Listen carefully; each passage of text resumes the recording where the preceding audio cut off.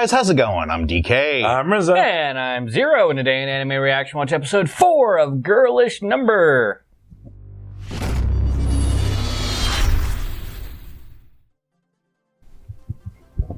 If you want to check out our reaction to the 4th episode of Girlish Number, hit that link in the description below. And be sure to give us feedback in the comment section because we love hearing from you. And as always, if you like what you see, subscribe to Otaku Saga, and don't forget to like and share our videos. And thanks for watching. So, in this episode of Girlish Number, we see them preparing for an event, which is supposed to be a pre-showing of the first episode. Yeah, about that. Unfortunately for that, the animation team couldn't finish the first episode in time for the event. So, excuse me.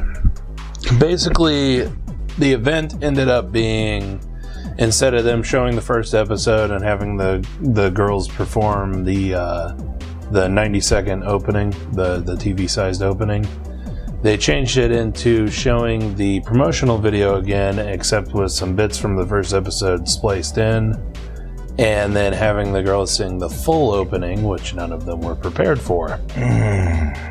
Well, I wouldn't say that. I need my character sheet. Yeah. Because Chitose is really the only one that I can remember. Momoka and Kazuha. Yeah, the two actual professionals, they're already prepared for it. Chitose accidentally got prepared for it because she got full of herself the night before and decided to practice all night doing the full opening. You should lucky fucking bitch. I'm starting to see a trend here where we see how the two professionals actually, show how it's supposed to be done, and then Chitose kind of stumbling her way into success. Mm-hmm. Oh my goodness. Interesting. Like, the stumbling is a good correlation because on stage, I mean, she actually MCs really well. Oh yeah. Like after the video was shown, and everybody's like, the entire crowd was like, wasn't that just the PV with a little bit extra? Which it was. As it totally was. So Chitose just decided to throw a line out there. Yeah. Even though it fell flat, but with a little bit of help, it turned the whole show around. Thanks to Momoka. It really just got the ball rolling, and then Chitose spun that into a fantastic segue of doing the singing. Yeah, going into the full opening, and the rest of the event went a whole hell of a lot better than I thought it would. Yeah, for some reason the show keeps on like building up that Chitose is going to fuck up, and then she somehow pulls through, which I'm actually kind of enjoying. Right. Because I actually like it when series surprise me, which is why I really like this. It's gonna be hilarious when she actually does fuck up. I'm waiting on that because you're talking about surprises, but to quote a series, very much luck and persistence will not work forever. It's coming, and it's gonna be magnificently bad. Yep. So then Koto and Yai asked Chitose to join them at Koto's apartment to watch the first episode, and they also plan on live tweeting the entire time. I'm pretty sure that their tweeting shut the hell up after the first 2 minutes of the episode because they were too embarrassed to be associated with the project any longer because that was bad. Ouch. That was really bad. I feel very sorry for the author. Well, I feel really sorry because you see him kneeling in despair, alone in a darkened apartment with his phone just next to him. oh my god, I'm like, damn, I want to call in some help for this guy.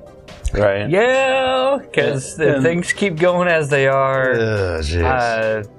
I hope this anime doesn't get any sort of dark. Like any sort of dark. I like it where it's at.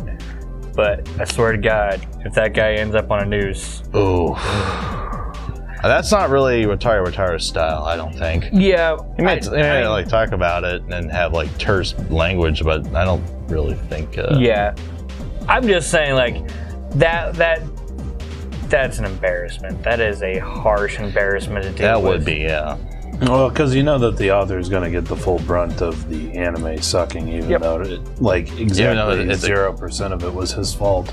Yeah, I mean, the studio butchered it. Yeah.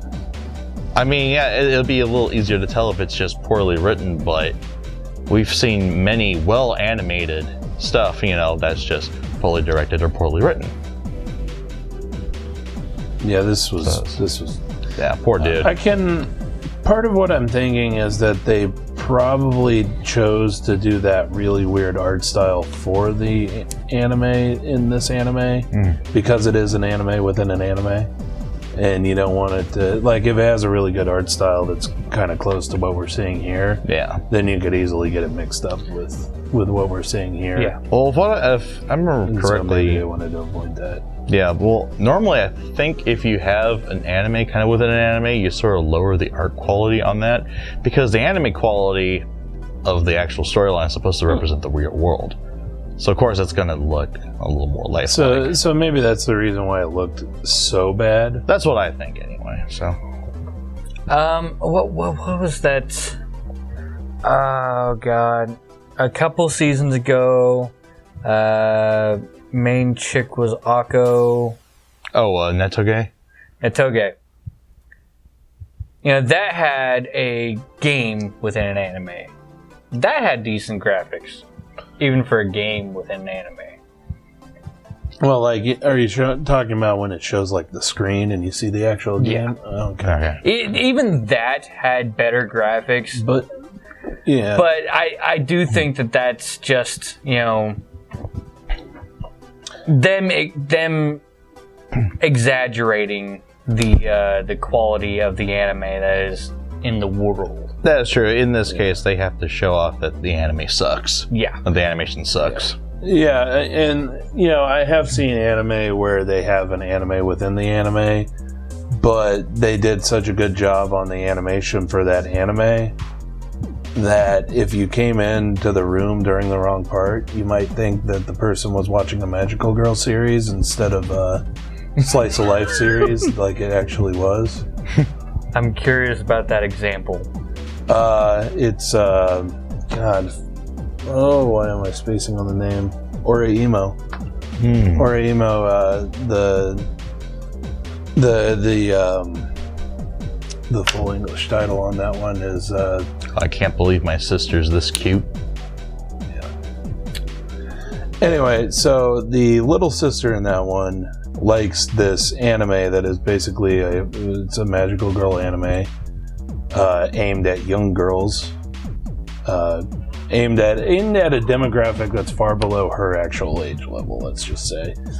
But at one point, I think it was during the second season, it showed that anime coming out with a movie, and it showed like a promotional movie for it in the anime. But they did such a good job on the animation. Swear to God, if you walked into the door at the wrong time, it'd be like, why are you watching this little girl Maho shoujo anime? And then it flips back over. But one of those moments.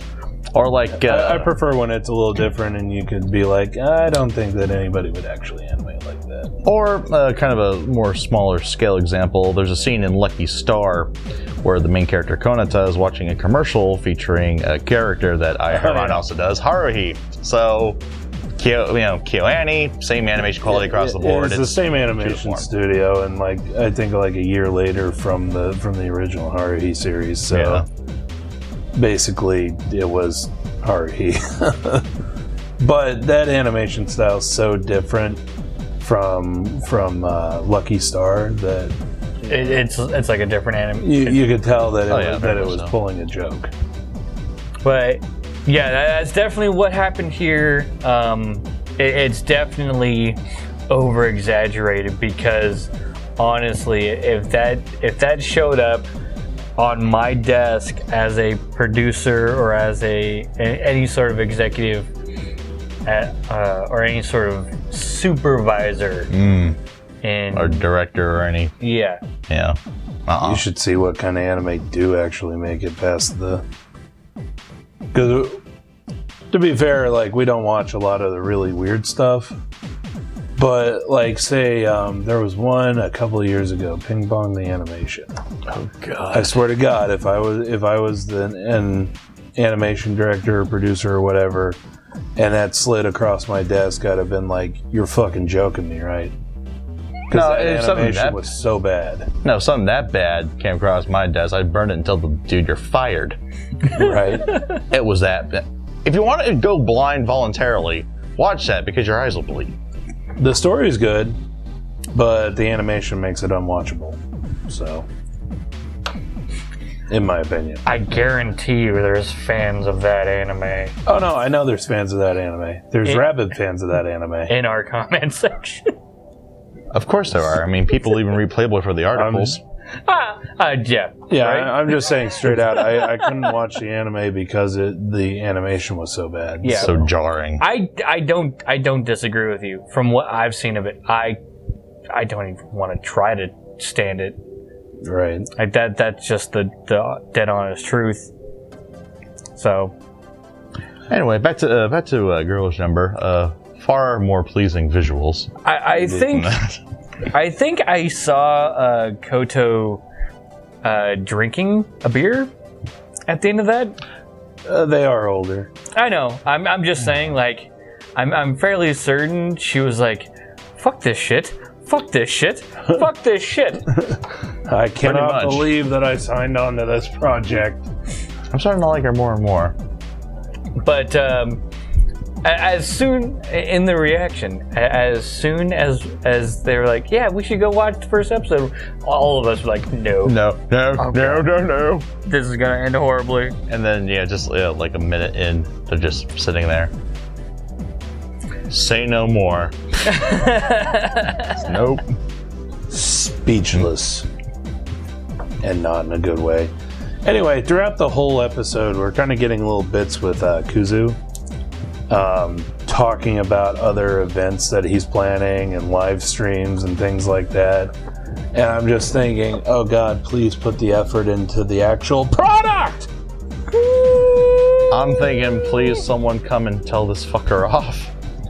Please somebody come and fire this asshole. Yeah, because he's only going to make it worse. Except I'm pretty sure that Namba is actually his boss, and they seem to be on really good terms, so... There you go.